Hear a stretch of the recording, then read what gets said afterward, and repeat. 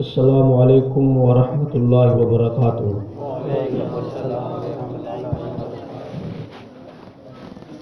الحمد للہ الذی نحمده ونستعینه ونستغفره ونؤمن به ونتوکل علیہ ونعوذ باللہ من شرور انفسنا ومن سیئات اعمالنا، من يهده الله فلا مضل له ومن يضلل فلا هادي له، ونشهد أن لا إله إلا الله وحده لا شريك له، ونشهد أن سيدنا ونبينا وحبيبنا وطبيب قلوبنا وشفاء صدورنا وغوثنا وغياثنا ومغيثنا ومعيننا وقطبنا وفريدنا ونظامنا وسراجنا واشرفنا ونور عيننا محمدا عبده ورسوله، أما بعد فأعوذ بالله من الشيطان الرجيم، بسم الله الرحمن الرحيم، وأنتم الأعلون إن كنتم مؤمنين، آمنت بالله صدق الله العظيم وصدق رسوله النبي الأمين الكريم، ونحن على ذلك من الشاهدين والشاكرين، والحمد لله رب العالمين. إن الله وملائكته يصلون على النبي، يا أيها الذين آمنوا صلوا عليه وسلموا تسليما.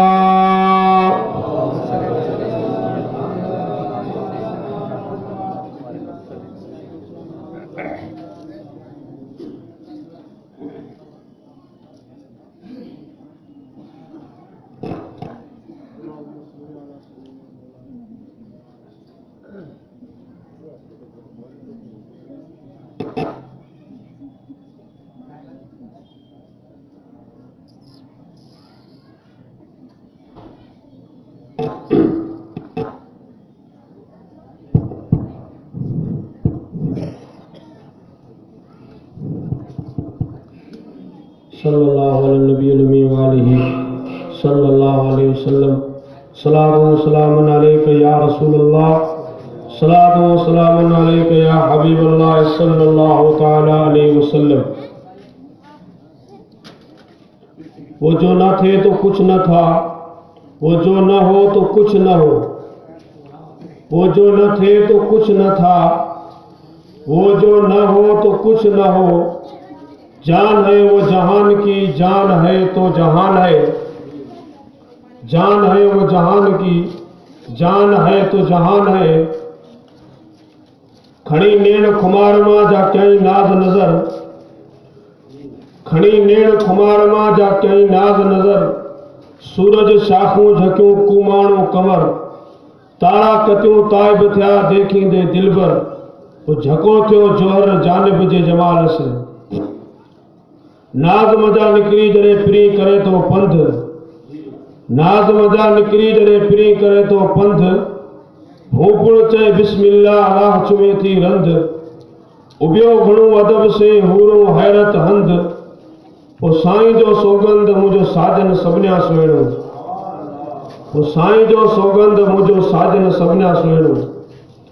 چنڈ چوائیں سچ جے مٹھیاں نہ بھائے، چنڈ چوائیں سچ جے مٹھیاں نہ بھائے. کڈیں ابھرے تھورڑو کڈیں ابھرے گچ، منہ میں بھرے مچ پدم پھری جے پیر جو. چنڈ تو جی ذات او پاریا نہ پھری سے، چنڈ تو جی ذات او پاریا نہ پھری سے. تم اچھو مجھ رات سجن سدائیں سوجرو، تم اچھو مجھ رات سجن سدائیں سوجرو. ممبر رسول پہ جلوہ افروز باوقار علماء ملت اسلامیہ، سادات ذوی الاحترام، دانشوران قوم و ملت، سامعین محترم، عزت مآب خواتین اسلام، خطبے کے بعد قرآن پاک کی جس مقدس آیت کریمہ کی تلاوت سے اپنے آپ کو مشرف کیا، آئیے اس سے پہلے ہمارے اور ساری کائنات کے مرکزی عقیدت، دونوں جہاں کے مالک و مختار جناب محمد رسول اللہ صلی اللہ علیہ وسلم کی بارگاہ بےکس پناہ میں اپنی عقیدت و محبتوں کا بلند آواز سے خراج پیش فرمائیں اور پڑھیں اللہم صلی علی سیدنا و شفینا و نبینا و مولانا محمد کما تحب و ترضی بأن تصلی علیہ صلاۃ و سلام علیک یا رسول اللہ۔ ایک مرتبہ اور جھوم کر ہدیہ درود پاک پیش فرمائیں۔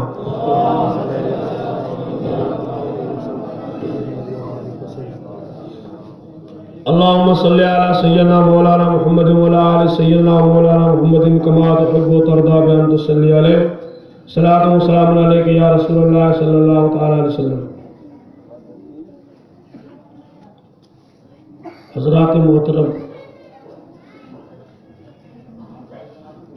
آپ حضرات کی خدمت میں جس آیت کریمہ کی تلاوت کا شرف حاصل کیا، اس آیت کریمہ کے تعلق سے میں صرف ایک نقطے پہ آپ کی کامل توجہ کا طالب رہوں گا، اور ہو سکتا ہے آنے والی گفتگو تھوڑی پیچیدہ ہو جائے۔ اگر آپ اپنے دل و دماغ کو حاضر رکھیں گے تو انشاءاللہ میں سمجھانے میں بھی کامیاب رہوں گا اور آپ سمجھنے میں بھی کامیاب رہیں گے۔ جس چیز کا نام انسان ہے وہ چند اجزاء کا مجموعہ ہے، اور جس پہ نام رکھیں گے آپ چیز، تو چیز چاہے کوئی بھی ہو، ہر چیز کے چند جز، چند حصے ہوتے ہیں۔ مجھے یہ بات کر کے ثابت صرف یہ کرنا ہے کہ مصطفیٰ جان رحمت صلی اللہ علیہ وسلم جان کائنات ہی نہیں بلکہ جان ایمان ہے۔ ہم جس کا نام ایمان رکھتے ہیں اس ایمان کی جان کا نام مصطفیٰ جان رحمت ہے۔ انشاءاللہ آنے والی گفتگو کو آپ ذہن میں رکھیں کہ جس پہ نام رکھو گے چیز، اس کے چند جز ہوتے ہیں، اس کے چند حصے ہوتے ہیں، کسی میں کم ہوتے ہیں، کسی میں زیادہ ہوتے ہیں۔ اور جس کا نام چیز ہو، چیز چاہے چھوٹی ہو چاہے بڑی ہو، ہر چیز میں چند حصے ہوتے ہیں۔ ایک چیز انسان بھی ہے۔ دوسری مثال اگر آپ نہ سمجھ سکیں تو آپ سر فہرست انسان ہی کو لے لیجئے۔ انسان کا جسم چند حصوں سے بنا ہے۔ انسان کے جسم میں چند حصے ہیں۔ ایک حصے کا نام آنکھ ہے، ایک حصے کا نام ہاتھ ہے، حصے کا نام پیر ہے، سر ہے۔ یہ سارے حصے جب ملے تو اس کا نام رکھا انسان۔ آپ درخت کو لے لیں، درخت میں پتے ہیں، شاخ ہے، کلی ہے، پھل ہے، اور جب یہ سب ملے تو اس کا نام رکھا درخت۔ انسان کے سارے جز جب ملے تو اس کا نام انسان رکھا۔ اب اس طرح سے آپ مثال بمثال کسی چیز کو بھی لے لیں تو وہ چند حصوں سے بنتی ہے اور اس کے چند حصے ہوتے ہیں۔ اور پھر اس میں ایک بات یہ بھی ہے کہ جتنے بھی حصے ہوتے ہیں ان میں سے کوئی ایک ہی حصہ ہوتا ہے جس پہ پورا وزن ہوتا ہے۔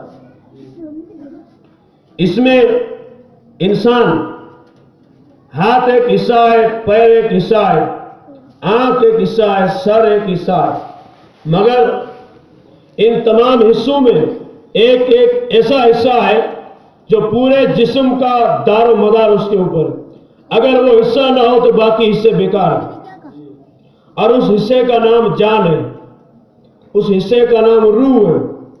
انسان سے روح الگ کر دو، آنکھ دیکھے گی نہیں، کان سنے گا نہیں، ہاتھ پکڑے گا نہیں، پیر چلے گا نہیں، مطلب روح بھی ایک حصہ ہے، ہاتھ بھی حصہ ہے، पैर भी हिस्सा है, मगर इस मामले में जो दर्जा सांस को, रूह को हासिल है, वो दूसरे हिस्सों को हासिल नहीं। इसमें सांस, रूह ये एक ऐसा हिस्सा है, अगर इंसान के जिस्म से इस जान को जुदा कर दो, बाकी सारे हिस्से बेकार हो जाएंगे। इसी तरह दरख्त में भी जान होती है, और अगर उस जान का नाम जड़ है तो उसमें दूसरी जान पानी है। अगर पानी का कनेक्शन आप दरख्त से बंद करो तो चंद दिनों में वो दरख्त सूख जाएगा, उसके पत्ते सूख जाएंगी, उसकी कलियां फीकी पड़ जाएगी। सारे दरख्त का निजाम वो पानी पर है, और पानी उस दरख्त की जान है। रूह इंसान की जान है। जिसका नाम चीज हो, वो चंद जुज से और चंद हिस्सों से बनती है, और उन चंद हिस्सों में कोई एक हिस्सा ऐसा होता है कि जिस पे पूरी उस चीज का दारोमदार रहता है। इसमें इंसान के जिस्म में रूह है, और रूह पूरे जिस्म के दारोमदार को लिए दरख्त में पानी रूह की हैसियत से। ये मैं दुनिया की मिसाल दे रहा हूं, और हम सिर्फ दुनिया वाले नहीं हैं। अल्हम्दुलिल्लाह हमारे पास मुस्तफा का दिया हुआ दीन भी है, हमारे पास नबी का दिया हुआ दीन भी है। ये तो दुनिया की बात थी कि दुनिया में कोई भी चीज हो वो चंद हिस्सों से बनती है, और उन हिस्सों में कोई एक हिस्सा ऐसा होता है कि जिस पे पूरे उस चीज का दारोमदार रहता है। आप दीन में आए और इबादत मकसूदा को, नमाज ही को ले लें। नमाज भी चंद हिस्सों से बनती है, नमाज चंद हिस्सों से बनती है। नमाज में क़याम है, क़िरात है, रुकू है, सजदा है, क़ादा है, क़याम, ये सारे जितने हिस्से हैं नमाज के, ये सारे हिस्से जब मिले तो उसका नाम हमने क्या रखा? नमाज। नमाज के भी हिस्से, और इस नमाज के हिस्सों में कोई एक हिस्सा ऐसा होगा जिस पे नमाज का पूरा दारो मदार होगा, जिससे नमाज बनी। एक ही हिस्सा जिस पे पूरे नमाज का कंट्रोल और काबू पाया जाए। नमाज में रुकू बड़ी कीमती चीज है, नमाज में सजदा बड़ी शान का मालिक है, मगर ढूंढ के मुझे एक चीज बताओ कि जिस पे नमाज का भी दारो मदार हो, वो एक हिस्सा अगर नमाज से अलग कर दिया जाए तो नमाज नमाज नहीं रहेगी, रुकू रुकू नहीं रहेगा, सजदा सजदा नहीं रहेगा, पूरी नमाज का निजाम बिखर जाएगा।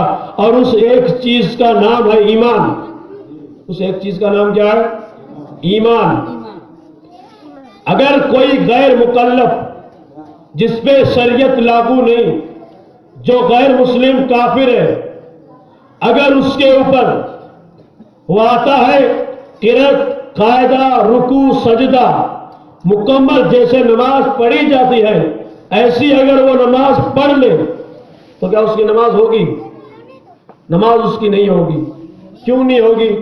कि नमाज जिस चीज से होती है वो चीज उसके पास मौजूद नहीं, और उस चीज का नाम क्या है?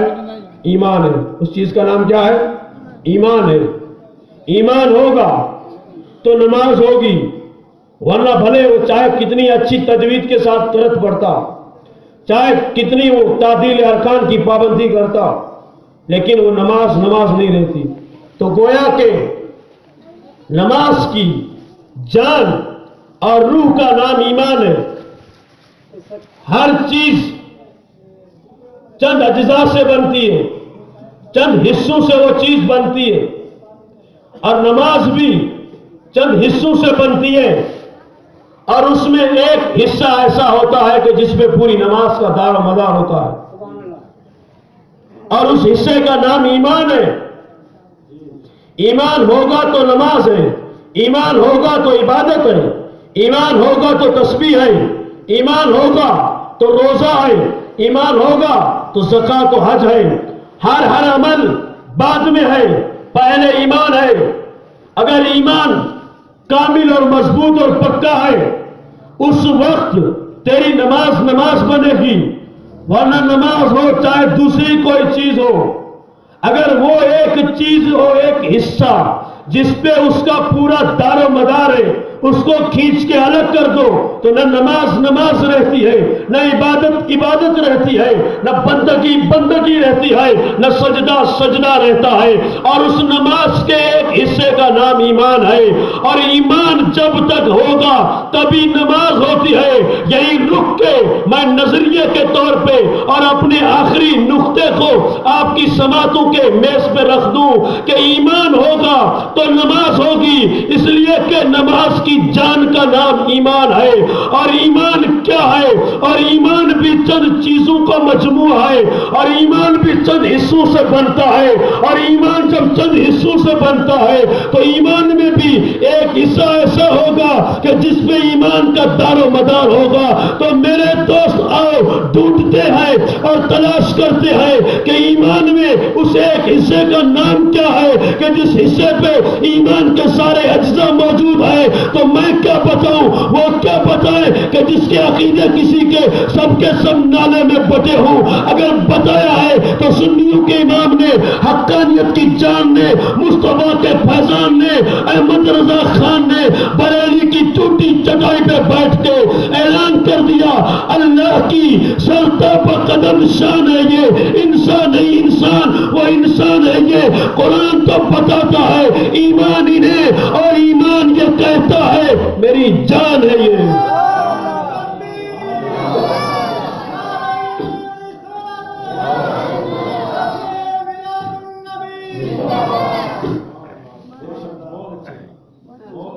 قرآن یہ کہتا ہے میری جان، ایمان یہ کہتا ہے میری جان ہے۔ یہ آپ کچھ سمجھے؟ ایمان نے کدھر اشارہ کیا؟ ایمان نے کون سا راستہ طے کیا؟ ایمان نے کس کی نشاندہی کی؟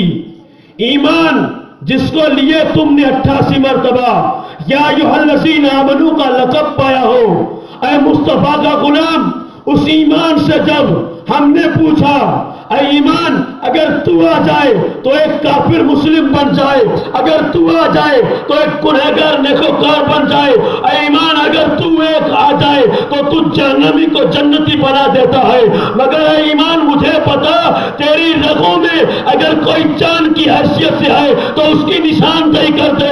تو ایمان بول پڑا، اے پوچھنے والے اگر میں بھی کسی چیز سے زندہ ہوں تو اس کا نام محمد مصطفیٰ ہے۔ اس کا نام کیا ہے؟ اس کا نام محمد مصطفیٰ ہے۔ میرے امام نے بتایا اللہ کی سر تاب قدم شان ہے یہ، انسان نہیں انسان، وہ انسان ہے یہ۔ آپ کو بھی حیرت ہوگی، مجھے بھی حیرت ہے، کیا یہ سارے نبی انسان نہیں تھے؟ حضرت آدم انسان نہیں تھے؟ حضرت نوح انسان نہیں تھے؟ سب انسان تھے، بڑی شان کے مالک تھے۔ اور انسانوں میں بھی وہ اشراف تھے، وہ مکرم تھے، وہ نبیوں وہ رسولوں کی جماعت تھی، تو وہ انسان تھے۔ مگر احمد رضا کے عقیدے کو سلام کرو، وہ پیش کرتے ہیں نظریہ، وہ عقیدہ بتاتے ہیں کہ انسان نہیں انسان، وہ انسان ہے یہ، یعنی یہ جو انسان محمد مصطفیٰ کی ذات ہے، اس جیسے آدم نہیں ہے، ان جیسے نوح نہیں ہے، انسان نہیں انسان، یعنی باقی جتنے انسان ہیں وہ اس جیسے نہیں ہے۔ اور وہ یہ انسان ہے کہ کائنات کے سارے انسان مقتدی ہے، اور یہ جو انسان ہے ساری خدائی کا امام ہے۔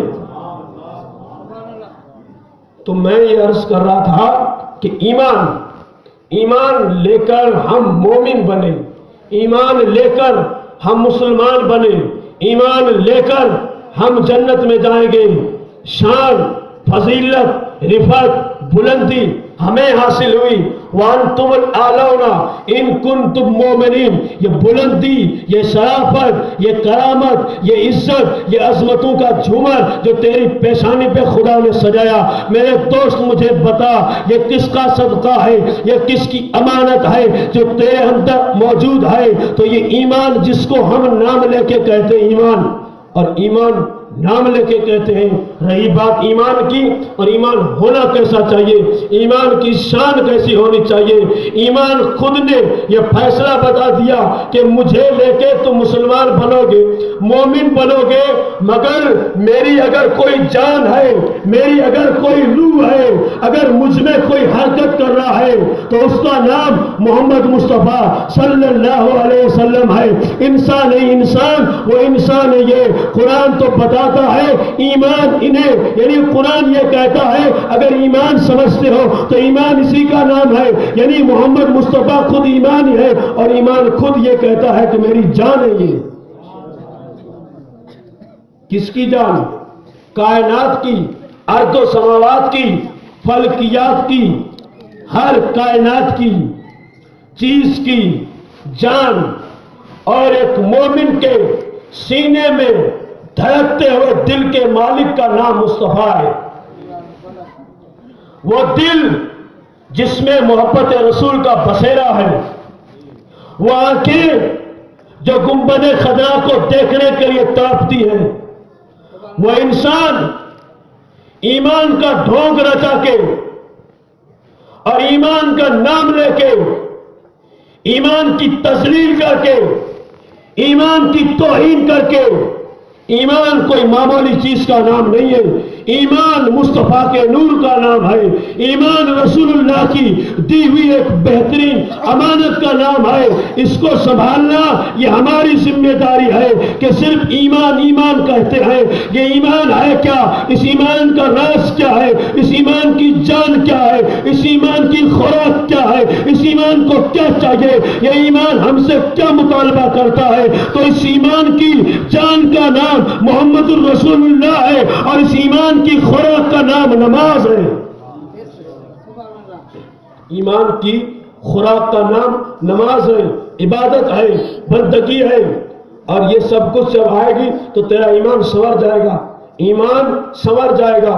ایمان جب سنور گیا، ایمان کامل ہو گیا، ایمان مکمل ہو گیا، ایمان مضبوط ہو گیا، تو میرے دوستو یاد رکھنا یہ کائنات کی اور فلکیات کی بات نہیں کر رہا ہوں، تیرے ضمیر کی بات کر رہا ہوں کہ ہمارے پاس جو خدا نے دل دیا ہے، اس دل میں کیا ہونا چاہیے. یہ دل کس لیے دیا ہے؟ جب انسان کے تمام اعضاء بدنیہ تیار ہو گئے، اس میں دل بھی تھا. خداوند قدوس نے انسان کو متنبہ کیا اور اعلان کر دیا، اے میرے بندے، اے انسان جا، تجھے اجازت ہے دنیا میں جا. اب یہ ہاتھ تیرے لیے، یہ پیر تیرے لیے، یہ زندگی تیرے لیے، جا کے کما اور کھا اور زندگی بسر کر. مگر انسان تیری الٹی طرف جو میں نے گوشت کا لوکھڑا رکھ دیا ہے جس کا نام دل ہے، خبردار خبردار اس دل کو اپنے قبضے میں، اپنے استعمال میں مت لانا. یہ دل میں نے میرے لیے اور میرے حبیب کے لیے پیدا کیا ہے. اس دل میں اگر کچھ ہو تو مدینے والے کی محبت ہو، اس دل میں اگر کچھ ہو تو خدا کی یاد کے جلوے ہو، تو تیرا دل دل ہے، اور تبھی تیرا ایمان ایمان ہے. ایمان کی بات میں کیا کروں؟ ایمان کسے کہتے ہیں؟ ایمان کی حقانیت کیسی ہوتی ہے؟ وانتم الاعلون ان کنتم مومنین. تم صرف مومن بن جاؤ، عزت تمہارے لیے ہے. میں ایک نقطے کی طرف آپ کے ذہن کو لے جا رہا ہوں. وہ نقطہ یہ ہے کہ عزت، آبرو، وقار کس سے حاصل ہوتا ہے؟ عزت انسان کو سب سے پیاری اور محبوب چیز ہے. کئی انسان اپنے آپ کو بے عزت ہونا گوارا نہیں کرتا، کئی اپنے کی بدنامی نہیں چاہتا، ہمیشہ یہ چاہتا ہے کہ عزت کے ساتھ سر اٹھا کے چلوں، سر اٹھا کے چلوں، عزت کے ساتھ رہوں، اور موت بھی آئے تو عزت کے ساتھ آئے. عزت بہت بڑی دولت ہے، اور عزت ہم نے ڈھونڈا کہاں؟ عزت کو تلاش کہاں کیا؟ عزت ملتی کہاں ہے؟ اور عزت ہے کیا؟ جان تک کی بازی لگا دی ہم نے صرف عزت کو حاصل کرنے کے لیے. ورنہ قرآن 14 صدیوں سے اعلان کر رہا ہے وَأَنْتُمُ الْأَعْلَوْنَ إِن كُنتُم مُؤْمِنِينَ۔ عزت، آبرو، وقار، اس کی تلاش میں ہم نے زمین کے چپے چپے کو چھان ڈالا، زمین کی پستی، آسمان کی بلندی، پہاڑوں کی چوٹیاں، یہ عزت کی روح گردانی، عزت ہمارے ہاتھ میں نہیں آتی، ہم عزت کے پیچھے جا رہے ہیں۔ اور عزت کے لیے اگر وقت آیا تو مال لٹا دیا، عزت کے لیے اگر وقت آیا تو جان کی بازی لگا دی، مگر عزت ملتی نہیں۔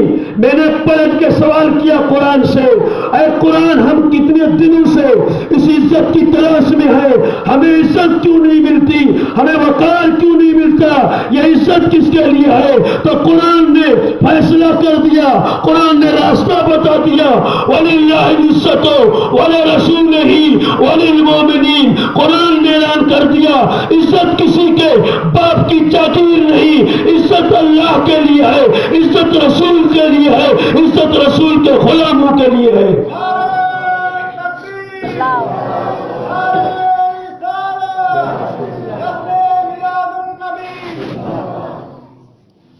عزت اللہ کے لیے، عزت رسول اللہ کے لیے، عزت رسول کے غلام کے لیے، اور ہم ہیں غلام۔ ہم کون ہیں؟ غلام ہیں، اور غلام ہیں تبھی یہاں بیٹھے ہیں، اور غلامی کی شان اور غلامی کا روپ، غلامی کی رنگت انشاءاللہ اگر یہاں رہی تو محشر میں بھی رہے گی، محشر میں قیامت میں بھی رہے گی۔ ایمان اور عقیدت کے جملے نوٹ کرو۔ ہم نے ایمان کا دعویٰ کیا، اور اسی ایمان کی جان کا نام وہ ہے کہ جس کے میلاد میں ہم بیٹھے ہیں، جس کا میلاد مناتے ہیں، وہ ایمان کی جان ہے، وہ جان ایمان ہے۔ اور میں عرض یہ کر رہا تھا کہ عزت، آبرو، وقار یہ کس کے لیے ہے؟ یہ مارکیٹ میں نہیں ملتا، کسی دکان پہ نہیں ملتی عزت۔ عزت اگر چاہیے، کامیابی چاہیے، وقار چاہیے، ہم نے دنیا کو دیکھا تو دنیا ہی سے سبق ملا۔ یہ 2 ٹانگ کا جانور زمین کے فرش سے اٹھا، چاند کی سرحدوں پہ جا کے پہنچا، اور جا کے چاند سے مٹی اور خاک لے کے زمین پہ واپس آیا۔ اور وہ کہاں گیا تھا؟ عزت لینے کے لیے، کامیابی لینے کے لیے۔ چاند پہ کہاں عزت رکھی ہے؟ چاند پہ کہاں وقار رکھا ہے؟ میں تو کہتا ہوں جب یہ امریکی بے وقوف 2 ٹانگ کا جانور فضا کا سفر کر کے اور جب چاند پہ دستک دی تو چاند ان بے وقوفوں کو دیکھ کے ہنسا ہوگا، چاند نے مسکراہٹ کا اور تبسم کا اشارہ کیا ہوگا کہ کہاں جا رہے ہو؟ تو اس انسان نے اپنے زبان حال سے بتایا ہوگا کہ دنیا میں بہت ڈھونڈا، عزت نہیں ملی، اب میں تیرے پاس عزت لینے کے لیے آ رہا ہوں، مجھے کامیابی چاہیے۔ تو چاند نے ہنس کے یہ جواب دیا ہوگا کہ سن، عزت لینے کے لیے تو میرے پاس آیا ہے، تجھ سے بڑا بے وقوف دنیا میں کوئی نہیں، حالانکہ عزت مجھ سے نہیں ملتی۔ اگر تجھے عزت چاہیے، اگر تجھے وقار چاہیے، اگر کامیابی چاہیے تو چاند یہ اعلان کرتا ہے کہ مجھ تک آنے میں عزت نہیں ملے گی، بلکہ اس دروازے پہ جا کہ جس کی انگلی کا اشارہ پا کر میں نے اپنا سینہ چیر دیا تھا، جس کے اشاروں پہ میں نے اپنا کلیجہ پھاڑ دیا تھا۔ اے بے وقوف انسان، اگر عزت تیری جھولی میں ہوگی، اگر تیری جھولی میں کامرانی کا کوئی نہ کوئی سبب ہوگا تو چاند نے کہا راستہ میں بتاتا ہوں، راستہ میں بتاتا ہوں، اور ترجمہ اعلیٰ حضرت نے کہا میں کر دیتا ہوں۔ چاند جھک جاتا جدھر، انگلی اٹھاتے مہد میں، کیا ہی چلتا تھا اشاروں پر کھلونا نور کا۔ معلوم ہے واقعہ اپنے وقت پہ بیان ضرور ہوگا، مگر دنیا کی ہر چیز جب یہ اعلان کرتی ہے کہ عزت، آبرو، وقار یہ ملتا کہاں ہے تو در دولت رسول سے ملتا ہے۔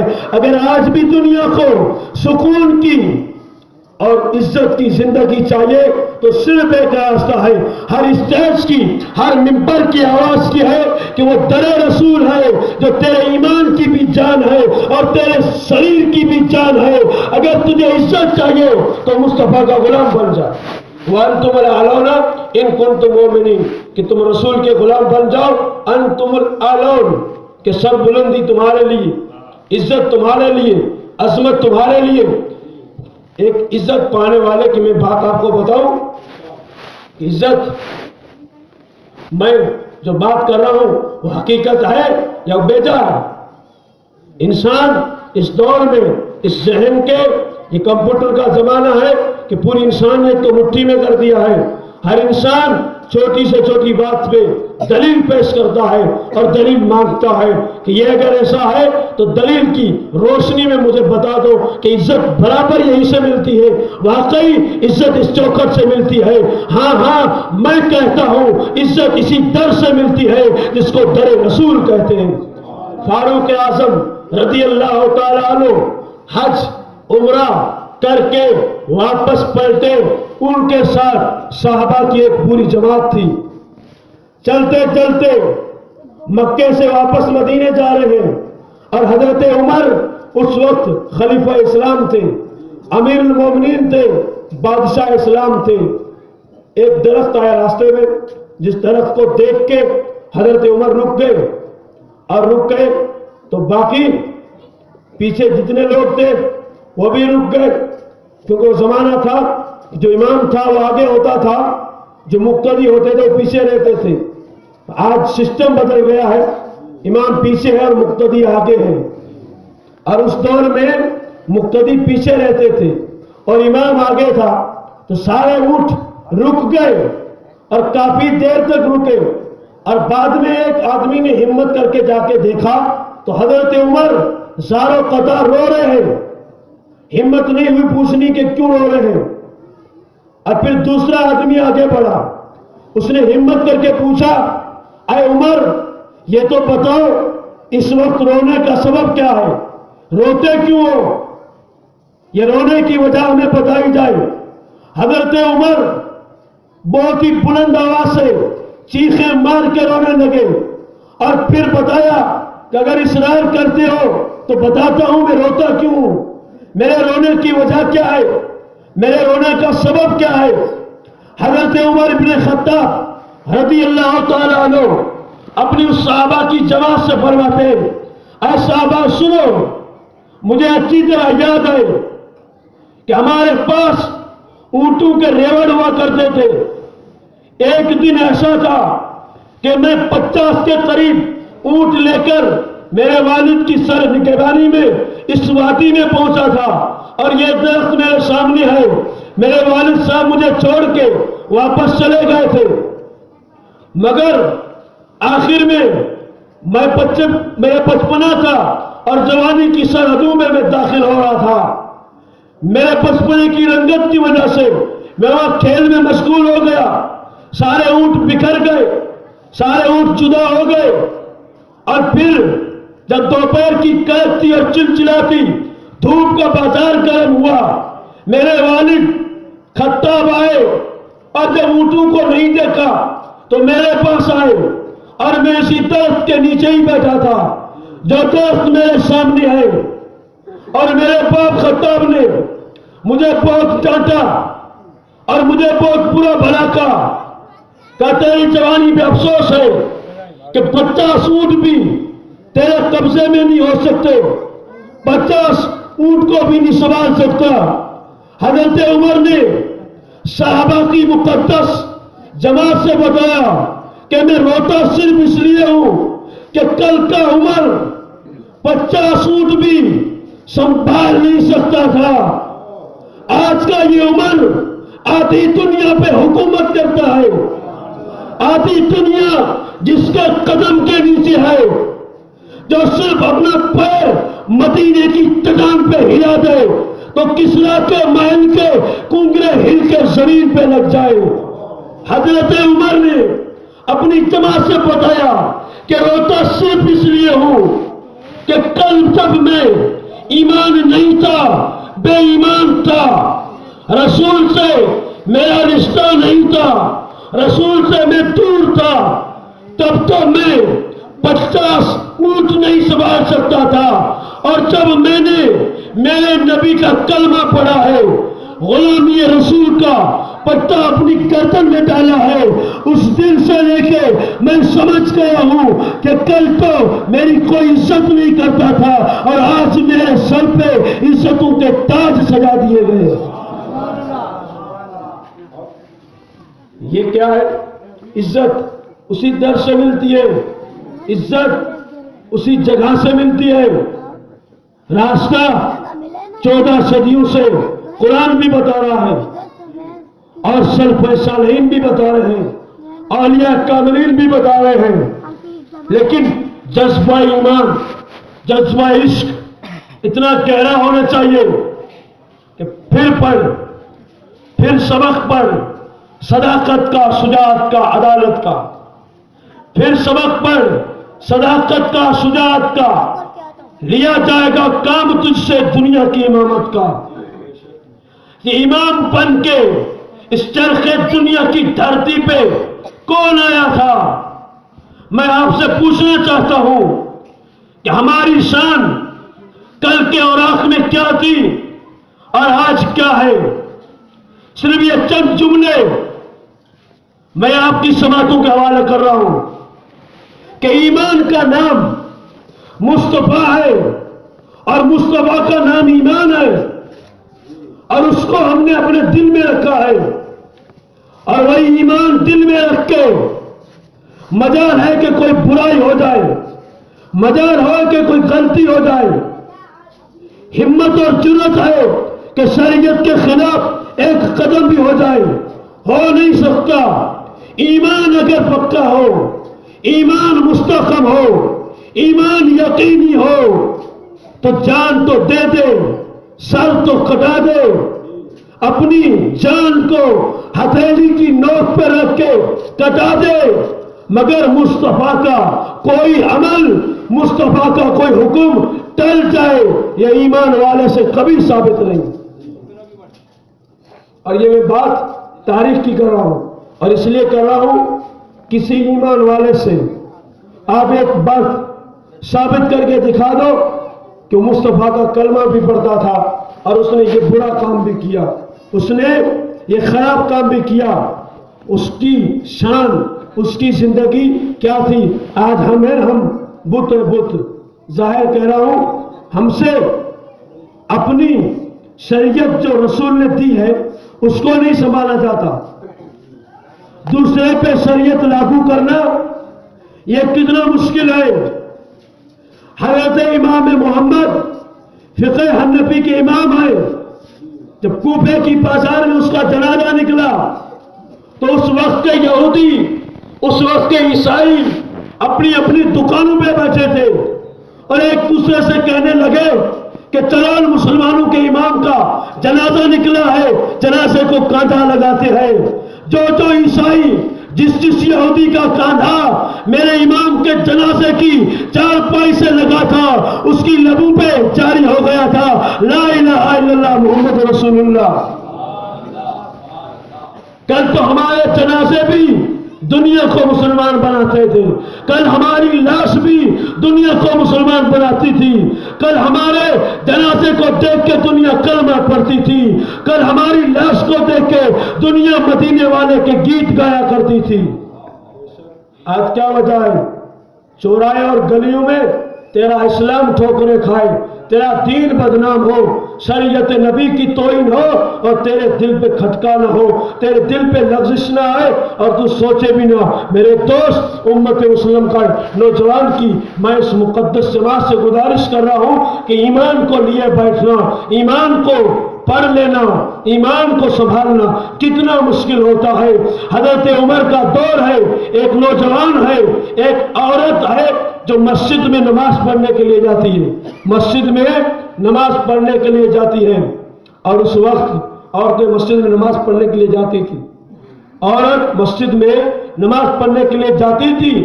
وہ جب جا رہی تھی تو ایک نوجوان نے اس کا راستہ روکا، ایک نوجوان نے اس عورت کا راستہ روک لیا، ایک دن پوچھ لیا اس عورت نے کہ نوجوان تیرا ارادہ کیا ہے، کیا کرنا چاہتا ہے، تیری طبیعت میں تیرے مزاج میں سوال کون سا ہے؟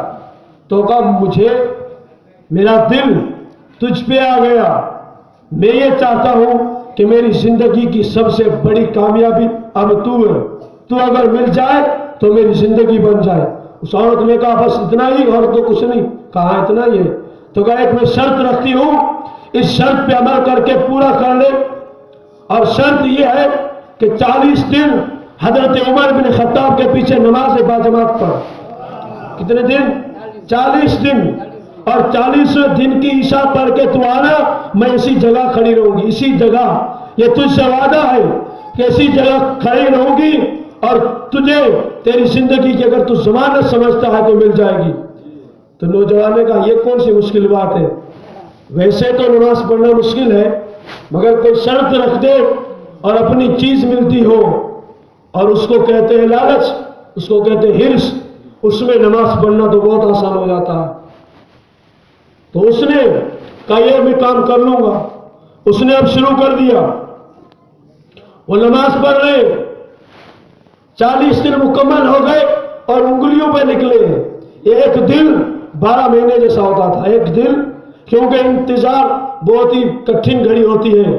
جنہوں نے کیا ہے وہی سمجھ سکتے ہیں، جنہوں نے نہیں کیا ہے وہ دعویٰ بھی نہ کرے اور وہ دلیل بھی نہ طلب کرے کہ انتظار کیا ہوتا ہے۔ الانتظار اشد الموت، انتظار موت سے زیادہ سخت ہوتا ہے، انتظار کی گھڑی موت سے زیادہ سخت ہوتی ہے۔ اب 40 دن جب گزر گئے، 40ویں دن کی عشاء کی نماز وہ نوجوان امام العادلین حضرت عمر بن خطاب کی اقتداء میں پڑھ کے جب پلٹا ہے تو اسی جگہ پہ وہ پردے میں عورت کھڑی تھی اور نوجوان گزر رہا تھا، نگاہیں زمین پہ تھی اور اس کی نگاہیں نیچی تھی۔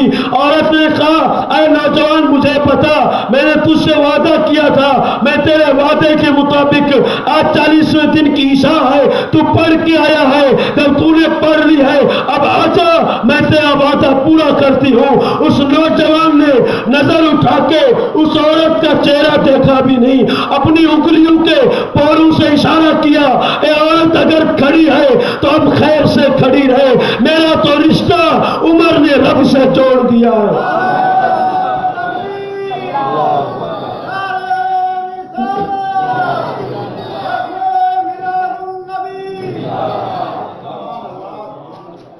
میری زندگی کا کنیکشن حضرت عمر بن خطاب نے مولا سے جوڑ دیا ہے، اور مولا جب مل جاتا ہے، مولا جس دل میں اپنا تجلی ڈال دیتا ہے تو کوئی تو یوں کہتا ہے ہر ستم ہر جفا گوارا ہے، اتنا کہہ دے کہ تو ہمارا ہے، اور کوئی یوں کہتا ہے ساری رات سبحان جاگی چند یاد کیوں، ان دی عبداللطیف بچے مٹی الدھو مان کرو لیکن سلامت ہو آتا ہے مجھے۔ بات میرے دوست اس کی کر رہا ہوں، چوراہے پہ کھڑے کھڑے آنکھیں پار پار پڑ کے دیکھنے والے کی بات نہیں کر رہا ہوں، جسے خدا مل جائے، جسے مولا مل جائے، بات اس کی ہو رہی ہے۔ اس کی زندگی کی ایک ایک گھڑی، ایک ایک لمحہ یاد خدا میں بسر ہوتا ہے، یاد مولا میں بسر ہوتا ہے۔ کہنے کے لیے کہہ دیا جاتا ہے، اور اس حقیقت کو جتنا وزنی انداز سے اگر کوئی سمجھانے کی کوشش کرے، میں سمجھتا ہوں یہ واقعات کی دنیا ہے، یہ بھری پڑی ہے، تاریخ، ہسٹری جو کچھ ہے وہ سب اسی چیز سے بھری پڑتی۔ اس لیے میں نے دعویٰ کیا ہے تاریخ میں رسول کے مقدس سوالات صحابہ میں سے ایک صحابی لا کر دکھاؤ، نشاندہی کرو کہ اس نے رسول کا کلمہ بھی پڑھا ہو اور اس نے برائی بھی کی ہو۔ ہم کیوں کرتے ہیں؟ کلمہ تو حضرت عمر نے یہی پڑھا تھا، لا الہ الا اللہ محمد رسول اللہ۔ میں نے بھی یہ پڑھا ہے لا الہ الا اللہ محمد رسول اللہ، آپ نے یہ بھی پڑھا ہے لا الہ الا اللہ محمد رسول اللہ، میری ماں بہنوں نے بھی یہی پڑھا ہے لا الہ الا اللہ محمد رسول اللہ۔ اتنا بڑا فرق ہے میرے دوست، کلمہ زبان سے پڑھنا اتنا آسان ہے، اتنا آسان ہے کہ عبداللہ ابن ابی کو بھی رسول کے پیچھے منافق دل رکھ کے بھی پڑھتا تھا۔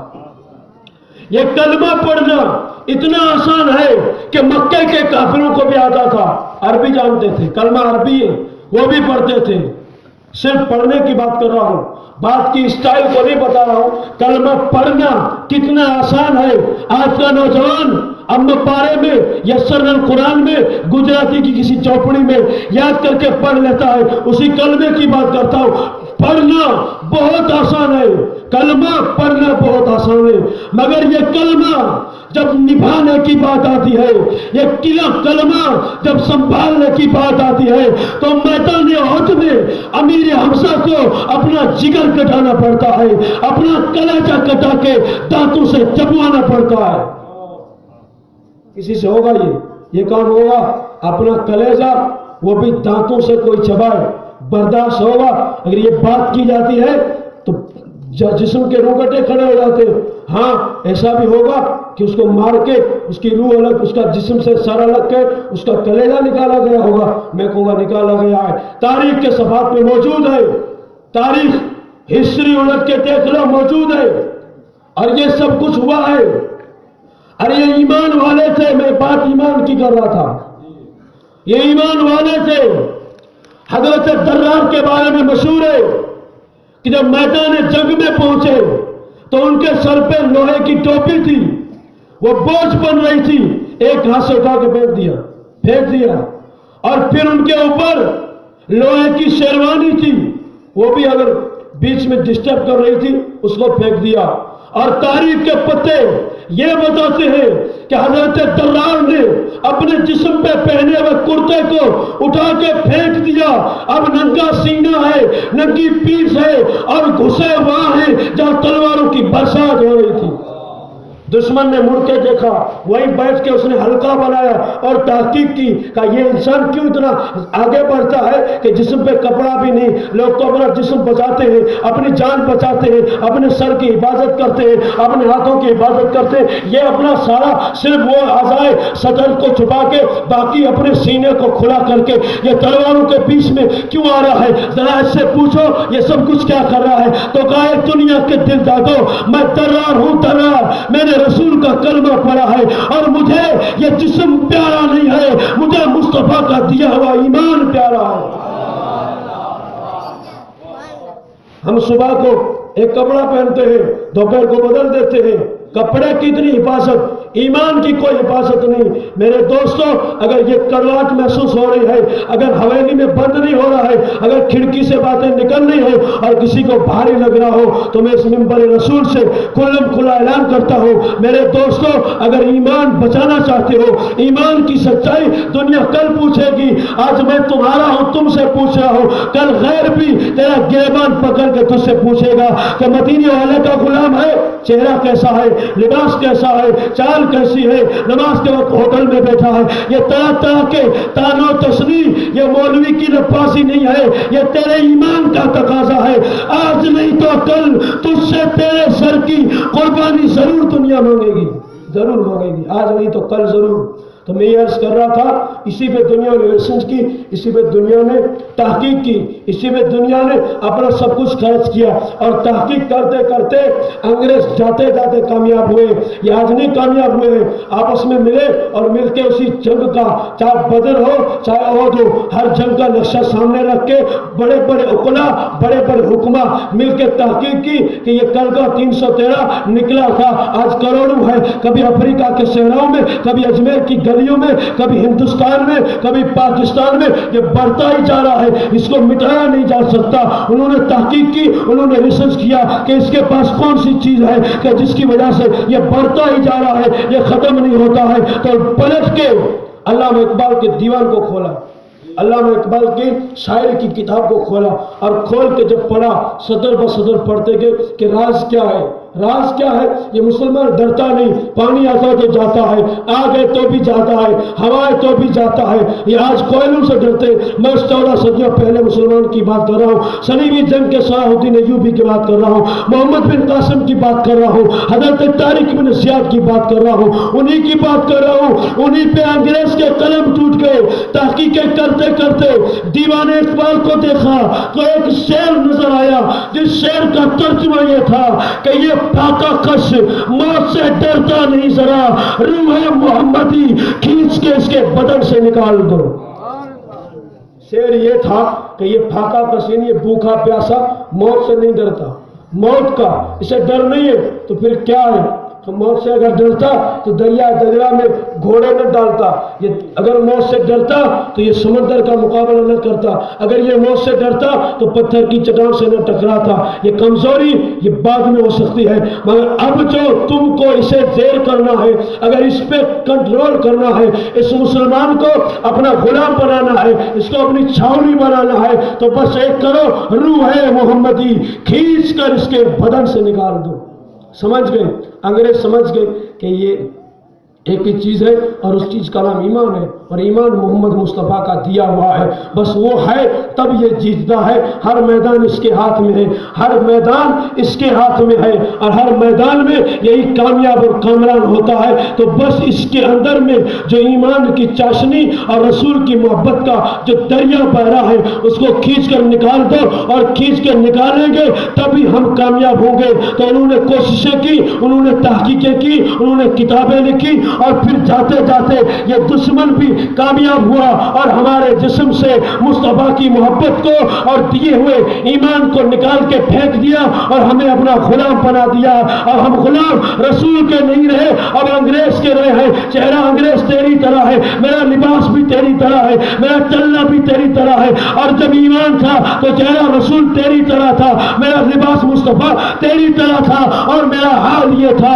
دشت و دشت دریا بھی نہ چھوڑے ہم نے، بحر ظلمات میں دوڑا دیے گھوڑے ہم نے۔ وآخر دعوانا ان الحمدللہ۔